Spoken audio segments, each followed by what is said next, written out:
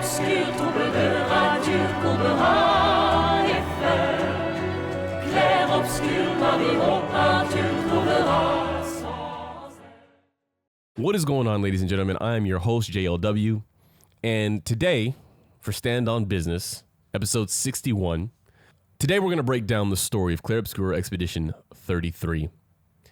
And I think this one in particular, because this is the first time I think we've done a video game focused episode. I think, spoilers. If you haven't seen the full story of Clair Obscur, I don't know why you clicked on this video, but definitely go watch the playthrough or watch some other videos or read something if you don't want these things spoiled, and then come back and join us. We'll be here. Group of people are going on an expedition to kill a deity, a thing that they've named the Paintress, that they believe is the reason every year a group of them has to die. A certain age has to die. And you know what? I want to do this too. Before we even begin on that, I actually want to pull up something, right? Y'all know the hero's journey, right? That's the thing that so many individuals have said, like, is the basis for a lot of mythological stories. I think Joseph Campbell said that in The Hero with a Thousand Faces. Is the common template of stories that involve a hero who goes on an adventure, is victorious in a decisive crisis, and comes home changed or transformed. The reason I'm going to use this is because most individuals who write or tell a story recognize that there is a certain structure or formula that comes with telling a good story. You can tell any kind of story you want in any way you want, but to tell a good story, generally there are certain things that need to be included, or certain things that need to be followed. Now, I will say one of the things that my screenwriting professor told me in college was that once you understand the foundation of good storytelling, you then can learn to break the rules to tell a better story, but you can only do that once you know the playground that you're playing in. The hero begins in a situation of normality from which some information is received that acts as a call to head off into the unknown. Our hero is Gustav, and his world of normal is every year individuals die. It is now my girlfriend Sophia's turn to die, and after she dies, I'll be up next. I'll have 1 year to either have stopped the Paintress or go Maj. Now we have refusal of the call. Now, what is refusal of the call? Often when the call is given, the future hero first refuses to heed it. Well, we're past that point. And remember, we're using this framework as a basic guideline. We're not saying that the story follows it. We're saying, how can we compare it to what people have used for mythological storytelling and good storytelling? If we think about it, there is a moment where he refuses the call, because once he wakes up after the whole battling thing, he walks through this kind of beautiful valley forest area.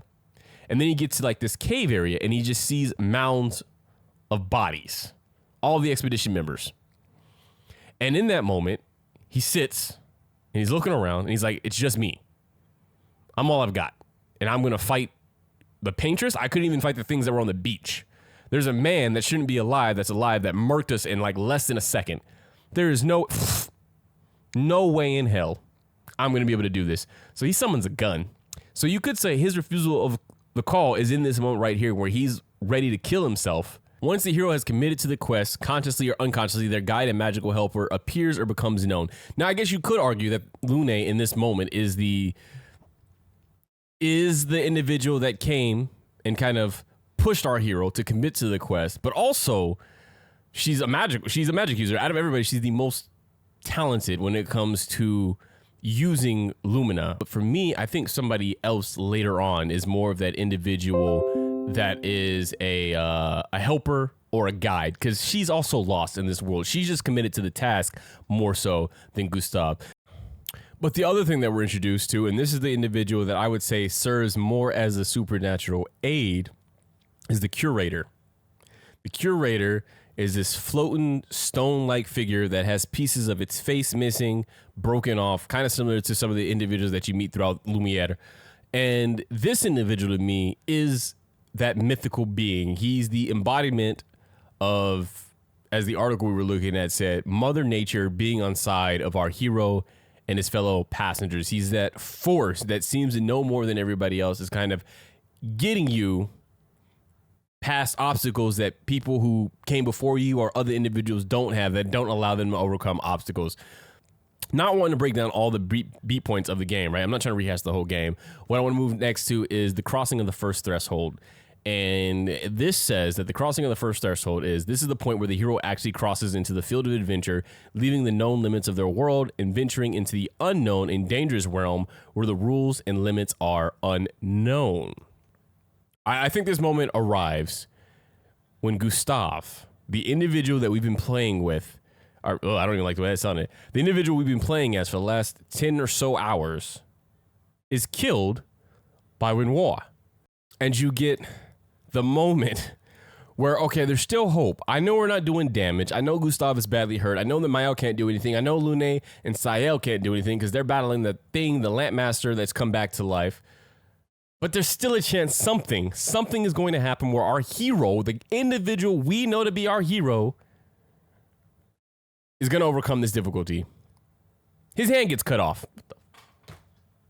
Now we're going real Star Wars. Okay, so it's like, okay, that's not good. And Renoir, blade right through him, guts him. That to me is the moment that we can look to as the crossing of the first threshold. It's the end of the first act in the game. And to me, it's where the game, or the player and the characters go, oh, we're stepping into a complete world of uncertainty where we thought we had a baseline of the rules. Even though we were caught off guard by the beach, we're starting to get a hang of how things work. No, nobody's safe. His death is so unbelievable that the entire way through this thing, I was waiting for the switch, for the flip, for somebody to be like, haha, just playing. He's been alive somewhere. We've been keeping him in a cave for this last moment, building him back up. I thought Verso, the character we're about to be introduced to, had snuck away his body, because remember, we never even see his body after he dies. Verso just tells us, I've taken care of it. And it's also interesting because, like I said, with the hero's journey, you have usually one hero. This story presents to us two possibles and one actually, but we don't even know the one actually yet until you get to the end of Act 2. Oh, but you know what? This is also the belly of the well, too, because in this moment, Verso reveals that the paintress is the reason that Renoir and he can't die, and Maelle hears that. And so she comes forward and she says, basically, if I want to kill the guy who just killed the brother that I love, the man that I've also looked at as a father, then I have to go kill the paintress. You see that flick in her where she was committed to the journey before, but more so out of, like, I guess, respect to Gustav and respect to what she signed up for. But she just more wanted to leave Lumiere, right? She just didn't like how she felt in that place and that she was meant to be somewhere else or doing something else. This was the moment where she's fully committed to the journey. I will die to kill the paintress. So then we got the initiation, the Road of Trials. The Road of Trials is a series of tests that the hero must undergo to begin their transformation. Often the hero fails one or more of these tests, which often occurs in threes. Eventually, the hero will overcome these trials and move on to the next step. And so there are a few goals that I think fit into this category. The first one we know is that she wants to bury Gustav. And I don't really think that's a main goal, but I think it's important to the character development, right? For her to be able to say goodbye, solidifying the closing of the Maelle we knew before and this new Maelle. The second goal, or the second trial, is that they must go and get Monaco, recruit Monaco, which was presented by Verso. And I think his reasoning was that they needed the extra firepower. They're going to need it because the final trial is they've got to take down the paintress's heart. Because as Verso describes it, this is the thing that will shut down the barrier that's made of chroma that's protecting the paintress. So you can't get close to her without being erased if you don't destroy her heart first. He doesn't know what the heart looks like, but he knows where it's at. It's an old Lumiere. And then you get, as they said, a setback, a failure.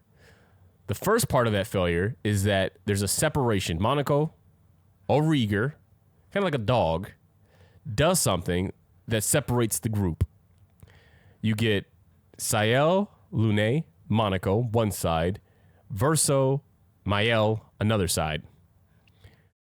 Sciel and Lune eventually discover a pictogram that gives them knowledge about Verso, that reveals something important about this mysterious figure that's appeared with the answers on how to stop the paintress. On the other side, Maelle and Verso get to the heart, which is represented by a house. It's the manor itself, where another faded woman appears who looks very similar to the curator. Face built of brick, floating, face basically gone. You get to see Alicia again, the sister, or the painted sister, You get to see who else is in the house. I feel like there's a and then of course Renoir. And in that moment, Maelle approaches the door. The door's open, and you hear Verso say, "I knew you'd open the door for her." Now we already know the whole story, so I'm just gonna say that I'm assuming he's talking about Alina. He knew that Alina would open the door for Maelle of all people. Why? Because well, we know how it all ends, and we know the truth about who Maelle is. They disappear. Renoir in the house. The heart disappears. And so now our heroes are in that moment of failure because they've lost their ability to get to the heart. Verso basically tells them, hey, there's no other way to get to the paintress other than that. That was our one shot to get there, and we lost it. We're doomed. That's it. This helps. The meeting with the goddess, who is incarnate in every woman, is the final test of the talent of the hero to win the boon of love, which is life itself enjoyed as the encasement of eternity. I am taking this moment as the moment where you get the thing that overcomes the setback. For us, it comes very quickly after the setback, and that Lune reveals that, hey, Verso, in that pictogram that I read, it not only said that you two are father and son, but that you know of another way to get past that barrier. And it's a weapon that needs to be built that can take it down. What do we have next? Woman as the temptress. In this step, the hero faces those temptations, often of a physical or a pleasurable nature, that may lead them to abandon or stray from their quest. In this moment, that temptation is Renoir pleading to Verso, saying, don't do what you're doing. You are turning your back on your family. I'm grieving too. And I don't want to lose you. Everything I'm doing for you and your sister and your mother. Please don't continue on this single tracked mind of ending everything. Then you move on to the atonement with the father and the abyss. In this step, the hero must confront and be initiated by whatever holds the power, ultimate power in their life. In many myths and stories, this is the father or a father figure who has life and death power. This is the center point of the journey. We're in Act 2, by the way. So in this moment, you know what it is, because right after you fight Painted Renoir, you confront the Paintress. Everything has been building up to this moment. We are finally going to stop the big bad, the one who has gommaged so many of our loved ones. But in that moment of killing her, we also get our final clue in that as she's laying there, quote unquote, dying, she puts a protect, or she heals or she protects Maelle. And it's in that moment that you vanquish her that we're moved to Act 3. Because everybody returns home.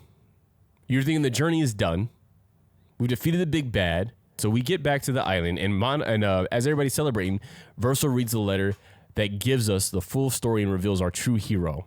My family, a facsimile of yours, and this world, a mirror, painted by your mother, the paintress, to stave off her grief. Seeing your expedition through would plunge us all into the abyss. For in ridding the world of the paintress, you'd lose the sole force standing against the one who would erase us, the one who invokes the flowers of the gommage. An act of love, for he does love her. Your father. On her monolith, she paints a warning for us all, of the few she can save as her power wanes. Act 3, we've said what happens with the father, refusal of the return. Having found bliss and enlightenment in the other world, the hero may not want to return to the ordinary world to bestow the boon onto their fellow beings. Okay, so now we can say that this kind of does happen in the sense that the father is saying, okay, we got the mom out. Maelle, it's time for us to return to the real world and let me do what I was going to do, which was destroy this canvas. Maelle's not going for it. She doesn't want to go back. She wants to fight for the beings in this painting. So that's the refusal of returning to her actual world. Literally will not return to her world. This is literally, it's almost like lining up perfectly. The magic flight.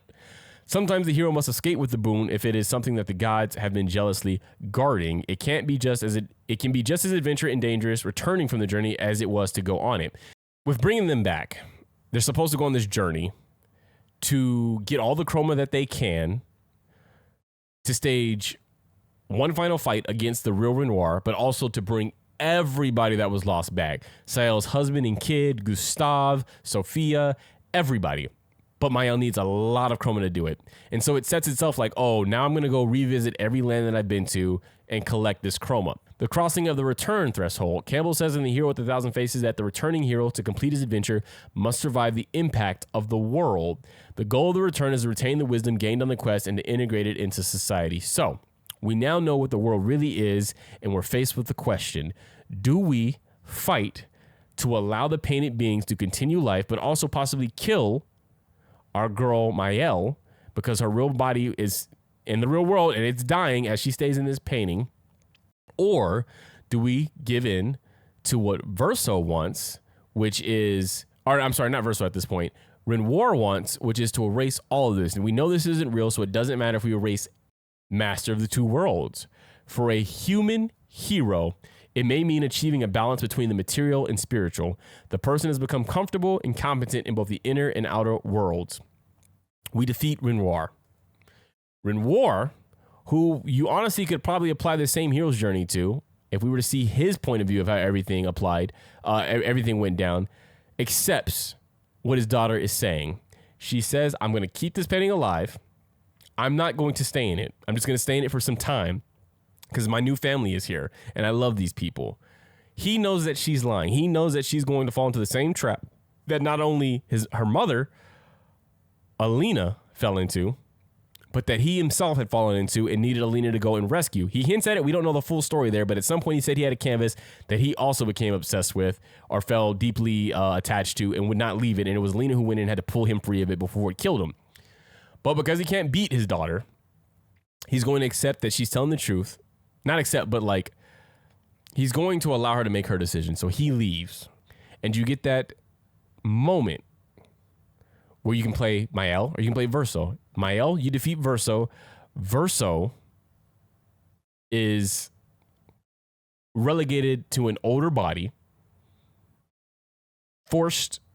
seemingly forced, to play music for Maelle and her friends. There's a symphony or something like that. I'm sure he wasn't really forced, but like essentially he wants to die. She won't let him die, but she does allow him to get older. He has a little twitch as he steps up to the piano, and it's either force or age that's causing him to do this.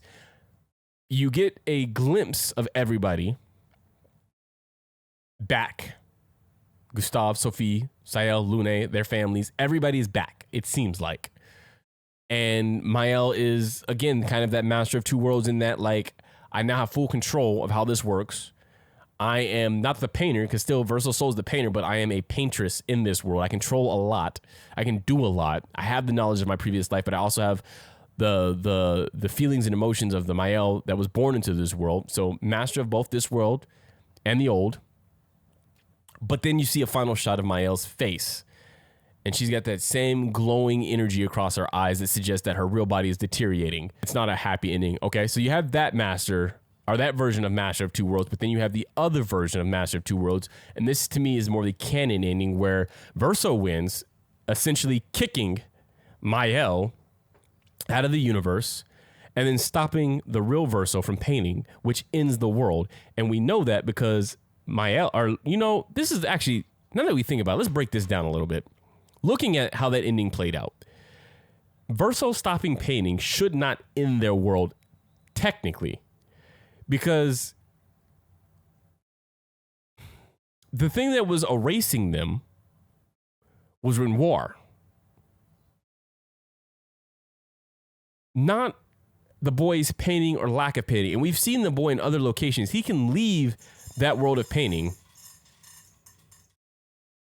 So now that I'm really thinking about it, in actuality, I could see if he were to stop painting, that would just mean that the world would no longer expand. There's not new things being created in the world, but what exists still exists. And the reason I'm saying that is because the only person that disappears is Sciel, because she follows Verso into this place that, remember, we were told these painting figures should not be allowed into. The only reason Verso's surviving is because he's protected by Alina's magic. Yeah, I just want to look at, because Sciel fades. Look, Lune is not even fading. Oh wait, is she? Is there stuff? No, that's the background. Is she inside the portal or outside the portal? Oh wait, no, she's in it. No, she's in it. So my theory would... Give me a wide view, please. No, she's outside of it. See what I'm saying? Like, that's why I'm like, he may not have killed the world. They may still exist because she's outside of it and she's not fading. And I don't understand why him stopping would stop. The painting still exists. He didn't destroy the painting.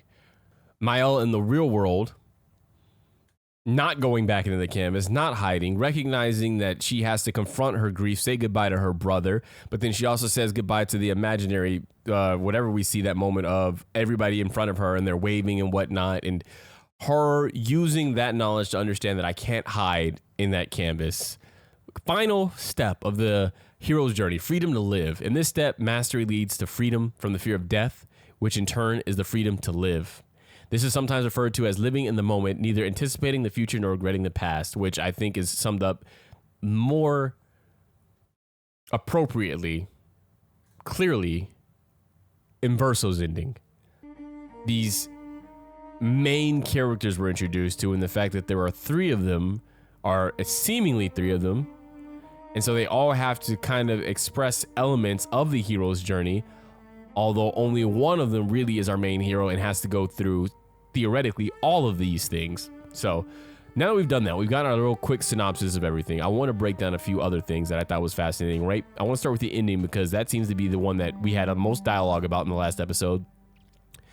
And that I said some things that some of y'all took as me saying the ending with Maelle is good ending. I'm not saying it's good ending. I'm saying I like it better. And the only reason I said it is because when I look at the characters and what they want, Verso is a little selfish in his pursuits, in that he's only thinking about his real mother, or not his real mother, but the mother in the real world, and himself when it comes to what he wants. And you can see that based upon how much he fluctuates throughout the story. If we were to examine some of the earlier pictograms, or whatever they call those things that they were reading, the diaries from the previous expeditions, you see he flip-flops between sides all the time as it suits him. He's part of Expedition Zero. Expedition Zero gets wiped out by Clair. So some additional details that we learn from if you play some of the side bosses is that Clair, the older sister, does go in the paintings, I think a total of 3 times. And one of those times she goes in there, she confronts Expedition Zero and basically reveals to all of them the truth about their existence. They don't listen to her, and instead fight back against her. Brutal massacre. Verso, Renoir, only 2 left alive because, again, the protection from Alina. From that moment on, they know the truth. Renoir continues to serve and protect the paintress, which is why when you get to the beach, he destroys all of them. And I don't think it's just because of Alina. I think it's more so because once he realizes the truth, just like his real self, his first thought is protect my family. And his family is painted Verso, painted Alicia, painted Clair, who again we never met, and that's because Clair, the real one, had went in another time, and when she saw the painted version that I believe was created by Alina, she hated it. She probably hated it because, one, she in the real world has seemingly had issues with not being a favorite child. And I'm not saying that she wasn't liked, but Verso was the love child, which is why there's so much grief between the father and mother in losing him. So then to have him lost, her deal with that grief of loving her brother, because she does love her brother as well. So much so that she actually blames her sister for his death. But in that moment, her mother retreats from her. Not just her, but during a time of war. You're hiding out in Fantasyland, creating a fake family to love, including a fake me. So she goes in there and she repaints. She's the only one that in the game it seems to be suggested that she's the only one who's able to have this ability. Not repainting in the sense of Alina to Alicia, where she made her forget who she is, but like literally recreated her into something else. And this recreation turned her into like the painted Clair into a monster. And she is hidden away in this like deep, dark, far away reach of land that nobody can get to, though eventually our expedition can get to it, and I might do a video of going to fight her. And all she does all day is create Nevrons, which is why if you listen to some of the Nevrons that are created and they talk about the thing that they're looking for, the paintress or their mistress or whatever, we assume that it was the paintress. But I think at one point one of the Nevrons says like, oh, I can't see her, or that's not her. It's because Clair is their creator. Verso fell in love with a fellow expeditioner named Julie, who we read in the playthrough. We read her diary where she basically saw Verso get seriously injured to the point where he should have died, and he didn't because of his immortality gift. And so she grew suspicious and believed that he was in league with the Painters or that something wasn't right about him. They then capture him, interrogate him, and he's forced to kill her and the rest of the team. Verso, at this point, returns back to, and let's read it here, Renoir and Verso return to Lumiere for a time, but retreat with suspicion as the only survivors, and as such, they left with Alicia and settled on the continent. Renoir's desire to safeguard his family and in turn the Paintress eventually led to a falling out with Verso, who had grown disillusioned with his immortality and resented being the source of struggle in the real Descendri family. So, he flip-flops in that it's, I'm going to kill the Paintress, then it's, oh wait, no, I'm going to protect the Paintress, then it's, okay, wait, no, I'm tired of living long, and I'm tired of being the reason that the world is fractured. I'm tired. I want to die.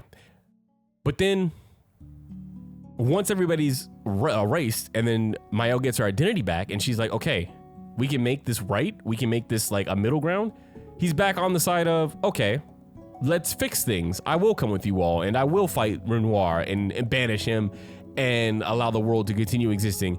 But then he changes again once he sees Maelle lie to Renoir in saying that she's going to leave the painting. His way of thinking is only servicing him and what he believes is right. And it's so funny because he says that at one point he quotes Renoir and he talks about like, you only see what you want to see. Guilt or whatever builds walls. And he's doing the same exact thing. He's not taking into account, just as he feels and cares about his family, Sciel feels and cares about her husband and dead child. Lune cares about whatever she cares about. I think at the end we see her with a kid or a kid sitting beside her or something, but like they too want things and have agency. And by him making his decisions, he's like, I'm the only one that matters in this. Think about all the expeditions that came before, the ones that died brutally, the ones that left journals. You, by not giving them a chance to continue living, you've cheapened everything. They kept saying tomorrow comes and building upon what the last expedition did. But if we were to go with Verso's ending, none of that mattered. None of it. Some of the other things I want to talk about that I thought were really fascinating with this story, because like I said, there was a lot of side bosses that I didn't get to. One, Simon. Simon was part of the very first expedition that set out to the monolith led by Renoir and from Lumiere. He was in love with Renoir's daughter, Clair.